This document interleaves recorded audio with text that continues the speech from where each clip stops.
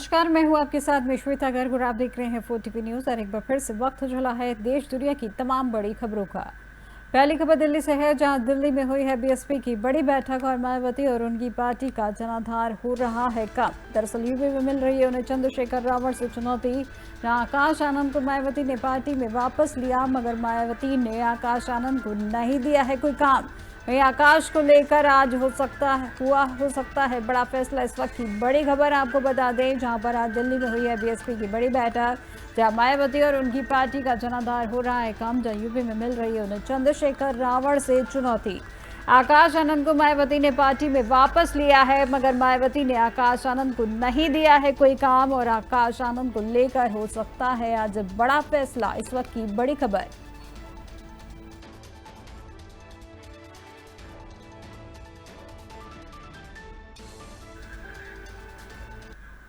और अब अगली इस वक्त की बड़ी खबर आपको बता दें, जो इसरो का मिशन नहीं हुआ है सफल। जो 101वीं लॉन्चिंग में आई है खामी। जब PSLV C61 मिशन नहीं हो सका है पूरा, जो इसरो चीफ ने दी है इसकी जानकारी। इस वक्त की बड़ी खबर आपको बता दें, जो इसरो का मिशन नहीं हुआ है सफल। जो 101वीं लॉन्चिंग में आई है खामी। जब PSLV C61 मिशन में नहीं हो सका है पूरा, जो इसरो चीफ ने दी है इसकी जानकारी। इस वक्त की बड़ी खबर आपको बताई जा रही है।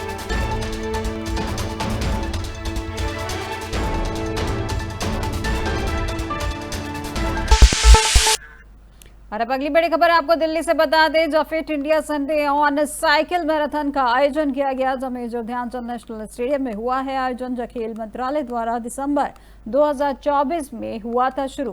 दरअसल मेजर ध्यानचंद नेशनल स्टेडियम में fit India Sunday on cycle marathon का आयोजन किया गया। जहां दरअसल fit India Sunday on cycle युवा मामले और खेल मंत्रालय द्वारा दिसंबर 2024 में शुरू किया गया था और एक राष्ट्रव्यापी फिटनेस अभियान है। यह पहल साइकिलिंग को एक टिकाऊ, समावेशी और पर्यावरण के अनुकूल व्यायाम के रूप में बढ़ावा देती है, जिसके कई स्वास्थ्य लाभ हैं।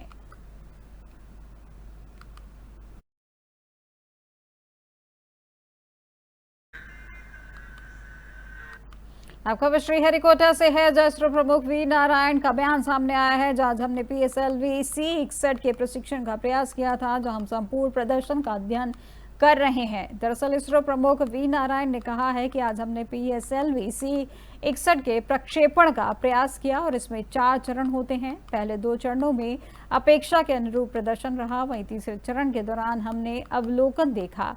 मिशन पूरा नहीं हो सका और हम संपूर्ण प्रदर्शन का अध्ययन कर रहे हैं। हम जल्द से जल्द वापस आएंगे। Good morning friends. Today we attempted a launch of PSLV C61 vehicle. The vehicle is a 4-stage vehicle.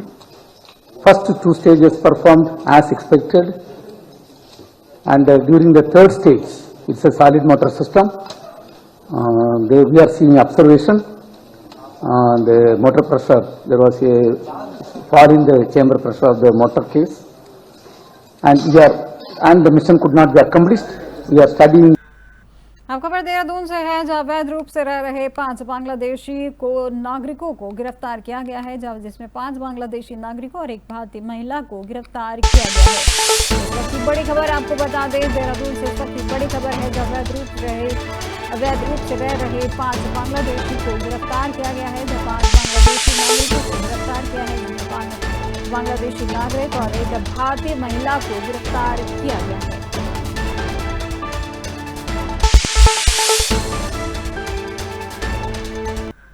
और अब अरुणाचल प्रदेश से जुड़ी बड़ी खबर आपको बता दें, जहां अरुणाचल प्रदेश के दिबांग घाटी में भूकंप के झटके महसूस किए गए। जहां 3.8 मापी गए रिएक्टर स्केल पर भूकंप की तीव्रता। इस वक्त की बड़ी खबर आपको बता दें, अरुणाचल प्रदेश से जुड़ी बड़ी खबर है, जहां अरुणाचल प्रदेश के दिबांग घाटी में भूकंप के झटके महसूस किए गए, जिसमें 3.8 मापी गए रिएक्टर स्केल पर भूकंप की तीव्रता। इस वक्त की बड़ी खबर आपको बताई जा रही है।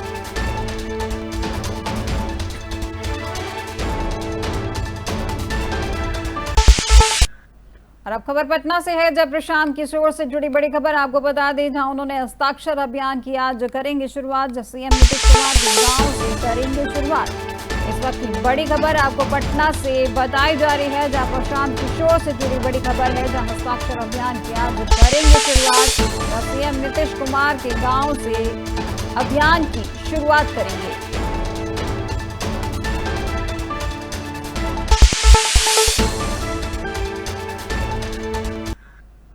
अब एक बड़ी खबर आपको बता दें, जो देश भर में जेईई एडवांस की परीक्षा है आज। देश के 222 शहरों में तय समय पर होगा एग्जाम। 1,90,000 छात्रों ने किया है आवेदन। इस वक्त की बड़ी खबर आपको बता दें, जो देश भर में जेईई एडवांस की परीक्षा है आज। देश में 222 शहरों में तय समय पर आज एग्जाम होना है, जहां पर 1,90,000 छात्रों ने किया है आवेदन।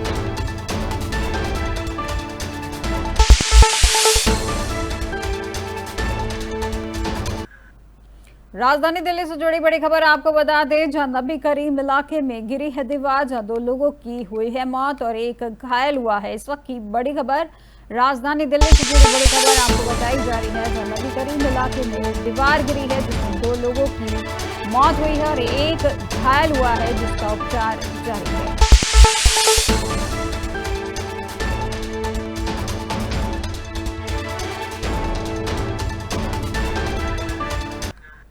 खबर तिरुमाला से है, जहां तिरुमाला आंध्र प्रदेश से जुड़ी खबर है, जब भारतीय क्रिकेट टीम के मुख्य कोच पहुंचे हैं तिरुपति और गौतम गंभीर ने परिवार के साथ पूजा अर्चना की। जहां तिरुमाला वेंकटेश्वर मंदिर में उन्होंने पूजा अर्चना की है। इस वक्त की बड़ी खबर आपको बताई जा रही है, तिरुमाला आंध्र प्रदेश से जुड़ी बड़ी खबर है, जब भारतीय क्रिकेट टीम के मुख्य कोच पहुंचे हैं तिरुपति, जहां गौतम गंभीर ने परिवार के साथ की है पूजा अर्चना। वहीं तिरुमाला वेंकटेश्वर मंदिर में उन्होंने पूजा अर्चना की है।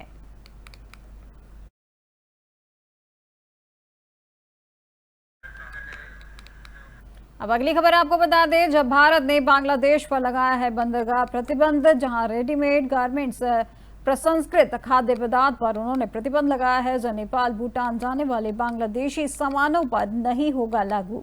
भारत ने बांग्लादेश से भारत में रेडीमेड गारमेंट्स से प्रसंस्कृत खाद्य पदार्थ आदि जैसे कुछ सामानों के आयात पर बंदरगाह प्रतिबंध लगा दिए हैं। और हालांकि यह बंदरगाह प्रतिबंध भारत से होकर नेपाल और भूटान जाने वाले बांग्लादेशी सामानों पर लागू नहीं होगा।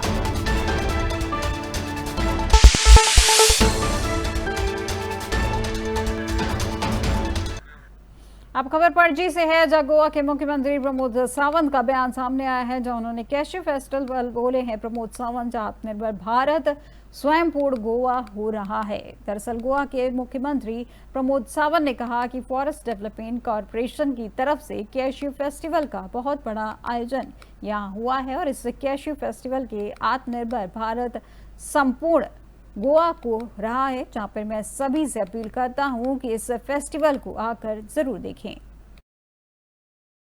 फॉरेस्ट डेवलपमेंट कॉर्पोरेशन की तरफ से कैश्यू फेस्टिवल का बहुत बड़ा आयोजन पंजिम में हर लास्ट 3 साल से कर रहे हैं। Forest minister mister Vishwajit Rane और फॉरेस्ट कॉर्पोरेशन चेयरपर्सन डॉक्टर देविया राणे, इनकी तरफ से बहुत बड़ा आयोजन यहाँ पे हुआ है।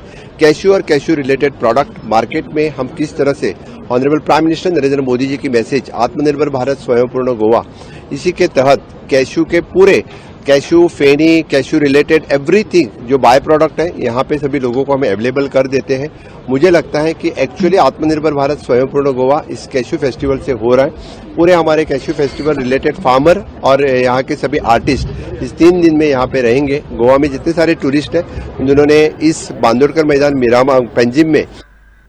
आपको खबर भुवनेश्वर से है, जब मुख्यमंत्री मोहन चरण मांझी की तिरंगा यात्रा निकाली गई है, जहां भाजपा कार्यकर्ताओं के साथ ये रैली निकाली गई, जहां भारतीय सशस्त्र बलों के सम्मान में यात्रा निकाली गई है। दरअसल भुवनेश्वर ओडिशा के मुख्यमंत्री मोहन चरण मांझी ने भाजपा कार्यकर्ताओं के साथ ऑपरेशन सिंदूर के बाद भारतीय सशस्त्र बलों के सम्मान में तिरंगा यात्रा निकाली है।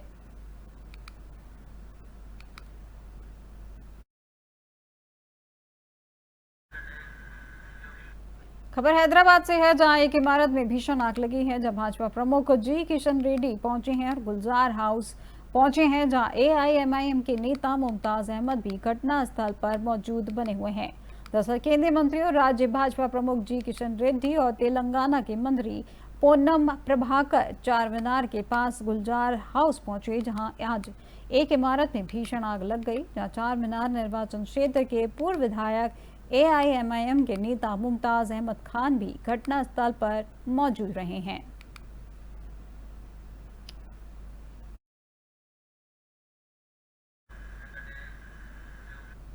हिसार के यूट्यूबर ज्योति रानी गिरफ्तार की गई हैं, जहां पाकिस्तान के लिए जासूसी करने के आरोप में गिरफ्तार की गई हैं, जहां कोर्ट में पेश कर 5 दिन की रिमांड पर लिया गया है। दरअसल हरियाणा पुलिस ने पाकिस्तान के लिए जासूसी करने के आरोप में हिसार की यूट्यूबर ज्योति रानी को गिरफ्तार किया है। हिसार के सिविल लाइन थाने में ज्योति के खिलाफ मामला दर्ज किया गया है और इसे कोर्ट में पेश कर 5 दिन की रिमांड पर लिया गया है।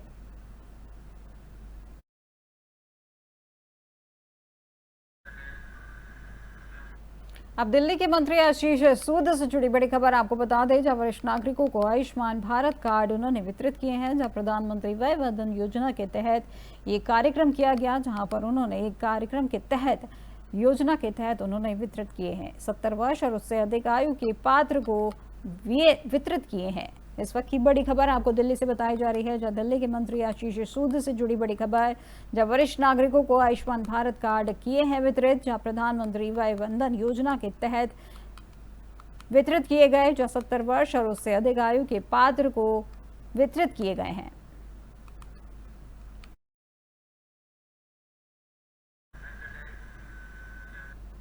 सत्ताईस मई को राहुल गांधी का बिहार दौरा, इस वक्त की बड़ी खबर आपको बता दें, जहां पे राहुल गांधी से जुड़ी बड़ी खबर है, जहां 27 मई को राहुल गांधी का बिहार दौरा प्रस्तावित है। जो 27 मई को नालंदा जा सकते हैं राहुल गांधी, जो नालंदा में कांग्रेस कार्यकर्ताओं को संबोधित करेंगे राहुल गांधी। सीएम नीतीश कुमार का गृह जिला है नालंदा। इस वक्त की बड़ी खबर आपको बताई जा रही है, राहुल गांधी से जुड़ी बड़ी खबर, जो 27 मई को राहुल गांधी का बिहार दौरा प्रस्तावित है। जो 27 मई को नालंदा जा सकते हैं राहुल गांधी और नालंदा में कांग्रेस कार्यकर्ताओं को संबोधित करेंगे राहुल गांधी। सीएम नीतीश कुमार का गृह जिला है नालंदा।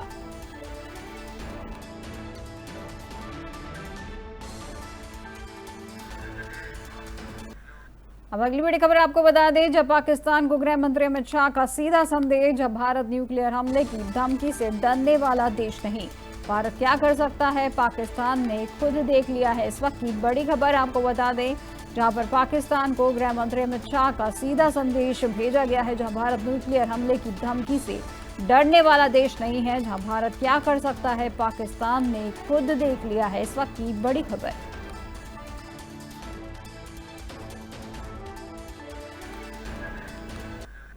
अब खबर मुंबई से है, जहां शिवसेना यूबीटी नेता संजय राउत का बयान सामने आया है, जिसमें उन्होंने कहा कि भाजपा इस मुद्दे पर राजनीति कर रही है और विपक्ष ने ऑपरेशन सिंदूर पर विशेष सत्र की मांग की थी।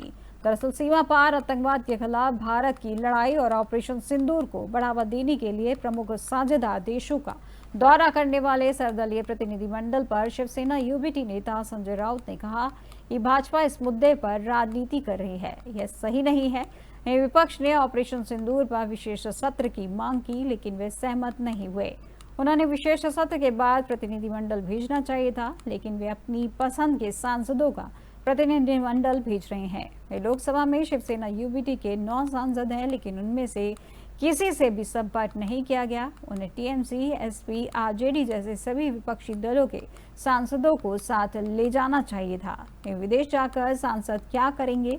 क्या वे इस मुद्दे का अंतर्राष्ट्रीयकरण करना चाहते हैं या फिर सिर्फ नाटक कर रहे हैं? देखिए, भारतीय जनता पार्टी इस मामले में भी राजनीति कर रही है, ये ठीक नहीं है। आपको अपोजिशन का समर्थन भी चाहिए और आप अपोजिशन में स्प्लिट भी करना चाहते हो इस मामले में, ये बहुत ही गलत बात है। सबसे पहले इस प्रकार का डेलीगेशन भेजने की जरूरत नहीं थी। क्या जरूरत थी? अपोजिशन ने एक मांग की थी स्पेशल सेशन कश्मीर और ऑपरेशन सिंदूर पर, वो आप नहीं करने जा रहे। वो सेशन होने के बाद आपको भेजना चाहिए था, लेकिन आप अपने मर्जी की जो एमपी है उसका एक डेलीगेशन बनाकर भेज रहे। शिवसेना के 9 मेंबर हैं लोकसभा में, हमको किसी ने पूछा नहीं कि लोकसभा में से किसी को आप भेजना चाहते हैं क्या। तृणमूल कांग्रेस के लगभग 35 मेंबर्स हैं, समाजवादी पार्टी के 40 मेंबर हैं, लालू। अब खबर हैदराबाद से है, जहां तेलंगाना भाजपा अध्यक्ष जी किशन रेड्डी का एक बयान सामने आया है, जहां गुलजार हाउस की घटना पर बोले हैं किशन रेड्डी, जहां दमकल विभाग के पास नहीं थे पूरे उपकरण, जहां परिवारों को अधिक सहायता दिलाने की करेंगी कोशिश। दरअसल केंद्रीय मंत्री और तेलंगाना भाजपा अध्यक्ष जी किशन रेड्डी ने कहा कि आज चार मीनार के पास गुलजार हाउस की एक इमारत में शॉर्ट सर्किट की वजह से हुए हादसे में कुछ लोगों की मौत हो गई है और कुछ घायल हुए हैं। यह घटना सुबह 6 बजे के आसपास हुई। ऐसी घटनाएं बहुत दुखद होती हैं। यहाँ के लोगों ने बताया कि दमकल विभाग के पास पूरे उपकरण नहीं थे। मैं केंद्र सरकार और प्रधानमंत्री से बात करूंगा और इस घटना में जिन लोगों की मृत्यु हुई है उनके परिवारों को आर्थिक सहायता दिलाने की कोशिश करूंगा।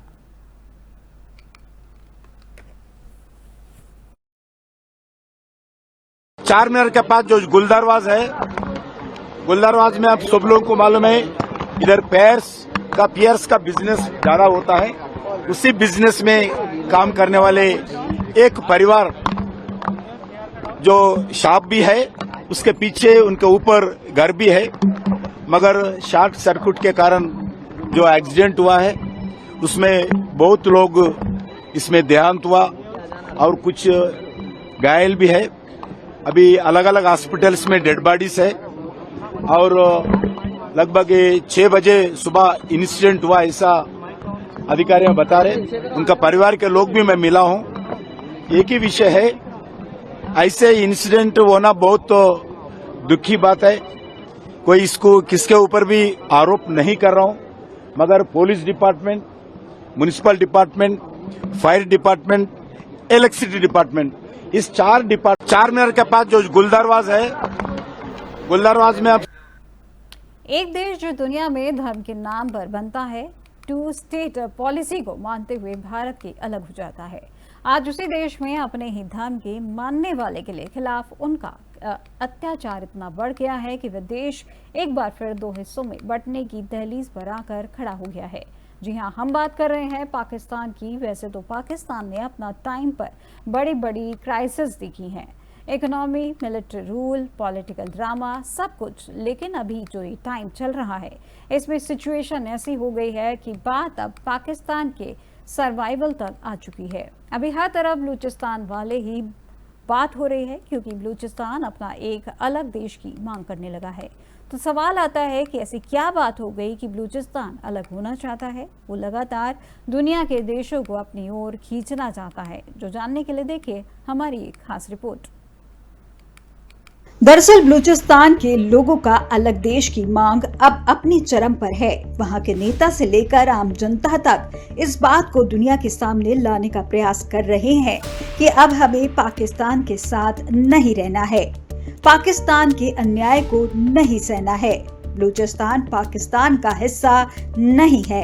आखिर बलूचिस्तान के लोग ऐसा क्यों चाहते हैं? तो इसके पीछे भी कहानी है और उस कहानी का हिस्सा है शोषण, दर्द, अराजकता और अन्याय जो बलूचिस्तानियों के साथ लगातार किया गया है। बता दें कि बलूचिस्तान को पाकिस्तान से अलग करने की कई वजह हैं, जिनमें भेदभाव, गरीबी और संसाधन शोषण शामिल है। बलूच लोग का कहना है कि उन्हें पाकिस्तान में भेदभाव का सामना करना पड़ता है, खासकर पंजाब क्षेत्र के लोगों से। इसके अलावा बलूचिस्तान में 70% से अधिक आबादी गरीबी रेखा से नीचे रहती है, जबकि यह क्षेत्र खनिज संपदा से भरपूर है, जिसका दोहन पाकिस्तान द्वारा किया जाता है। यह शोषण इतना बढ़ गया है कि लोग पाकिस्तान के खिलाफ सड़कों पर आ गए हैं और इस विरोध के दौर में भी पाकिस्तान द्वारा लगातार वहां की माताओं, बहनों के साथ बुरा व्यवहार किया जा रहा है, युवाओं को गायब कर दिया जा रहा है। तो क्या सवाल उठना वाजिब नहीं हो जाता है कि आखिर कब तक बलूच लोगों पर अत्याचार होता रहेगा? इसलिए आज बलूचिस्तान ने अपनी आजादी का ऐलान करके ऐसी ताकत दिखाई है कि इस्लामाबाद की नींद उड़ गई है। आज वहां के लोग भारत और दुनिया के देशों से कह रहे हैं कि आओ और देखो बलूच लोगों की हालत। वो कह रहे हैं कि भारत आगे बढ़ो, हम तुम्हारे साथ हैं। इस नापाक पाकिस्तान को सबक सिखाने का समय आ गया है। लेकिन भारत जो अपनी सादगी के लिए दुनिया में जाना जाता है, जो यूएन के बनाए नियमों को मानता है, वह ऐसा करने से बच रहा है। लेकिन भारत को अपनी नीतियों में बदलाव लाने की जरूरत है, क्योंकि भारत के ऑपरेशन सिंदूर के समय यह देखा गया है कि जितने भी संस्थाएं शांति के नाम पर बनाए गए हैं, सबके सब बेकार हैं। जो अमेरिका और पश्चिमी देश चाहते हैं वही करता है, क्योंकि अमेरिका आतंक के पनाहगार पाकिस्तान का साथ दे देता है। सीरिया के आतंकी को देश का राष्ट्रपति कबूल कर लेता है। चाइना खुले तौर पर आतंक का साथ देता है और सभी संस्थाएं मौन धारण किए बैठी रहती हैं।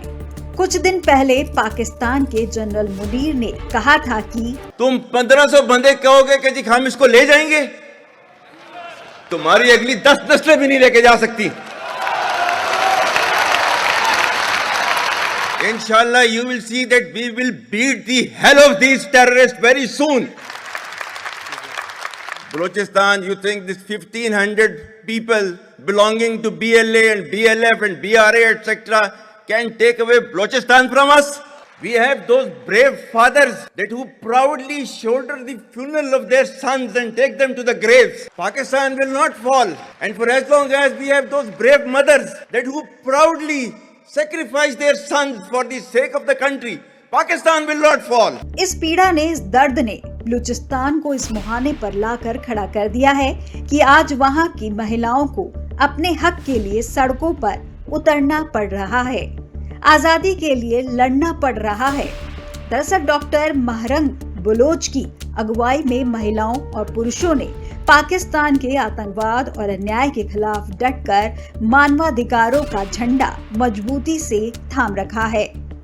आपकी जारियत नंगी हो चुकी है, आपकी जारियत, आपका जग नंगा हो चुका है। आप चाहे जितने बिलियन डॉलर खर्च करें, लेकिन वो खूनख्वारी जो आपने बलूचिस्तान के गली मोहल्लों में की, उसको नहीं छुपा सकते।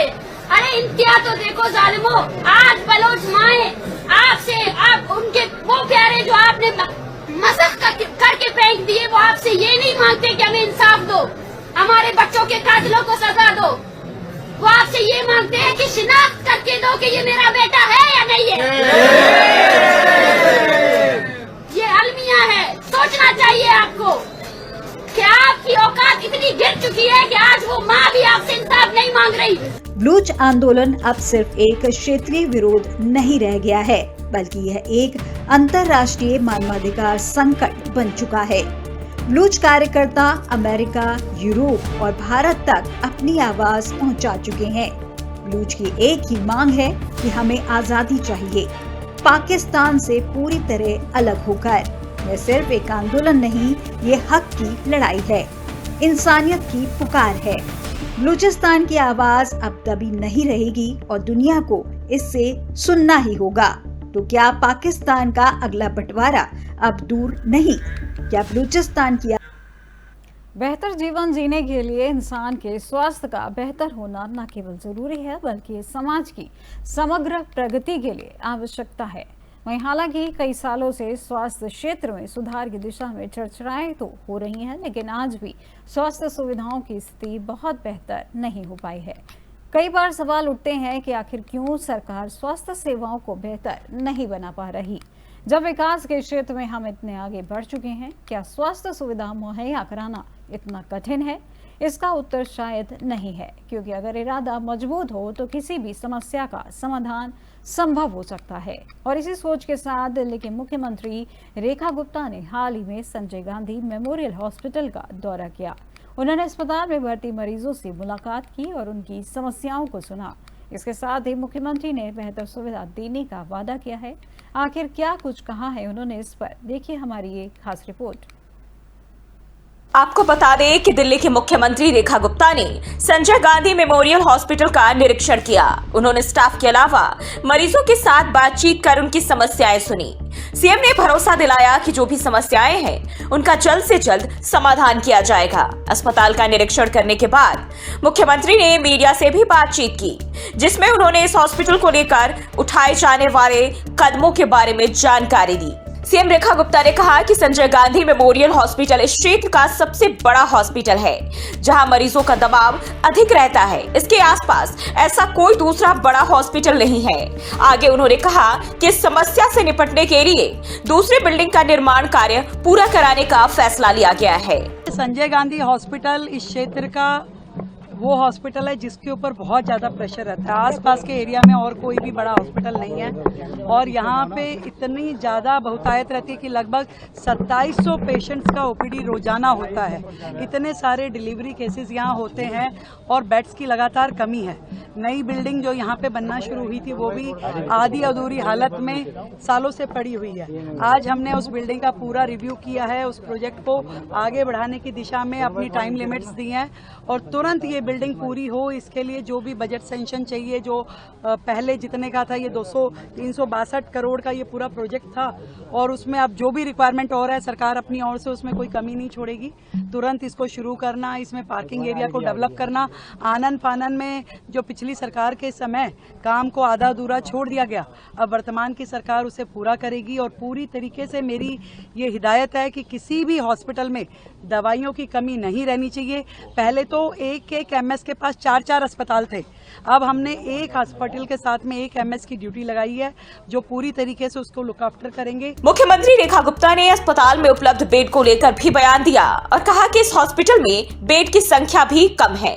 दिल्ली के अस्पतालों में दवाओं की कमी भी नहीं होनी चाहिए। इसके साथ ही उन्होंने कहा कि लोगों को अस्पताल में बेहतरीन सुविधाएं मिले, इसके लिए लगातार काम किए जा रहे हैं। तो साफ जाहिर है कि अगर नियत और इरादा मजबूत हो तो किसी भी समस्या का समाधान मुमकिन है। मुख्यमंत्री रेखा गुप्ता का ये निरीक्षण सिर्फ एक दौरा नहीं बल्कि एक संदेश है कि अब समय आ गया है जब स्वास्थ्य सेवाओं को सर्वोच्च प्राथमिकता दी जाए। मरीजों को बेहतर सुविधा मिलना उनका अधिकार है और इससे सुनिश्चित करना सरकार की जिम्मेदारी। अब देखना ये होगा कि सीएम के निर्देशों का कितना और कब तक जमीनी स्तर पर असर दिखा। आपको बता दें कि दिल्ली के मुख्यमंत्री रेखा गुप्ता ने संजय गांधी मेमोरियल हॉस्पिटल का निरीक्षण किया। उन्होंने स्टाफ के अलावा मरीजों के साथ बातचीत कर उनकी समस्याएं सुनी।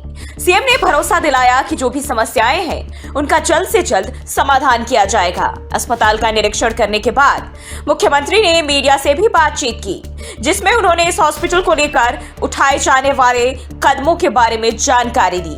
सीएम रेखा गुप्ता ने कहा कि संजय गांधी मेमोरियल हॉस्पिटल इस क्षेत्र का सबसे बड़ा हॉस्पिटल है जहां मरीजों का दबाव अधिक रहता है। इसके आसपास ऐसा कोई दूसरा बड़ा हॉस्पिटल। देश दुनिया की तमाम बड़ी खबरों में फिलहाल बस इतना ही और अधिक जानकारी के लिए देखते रहिए 4TV न्यूज़। नमस्कार।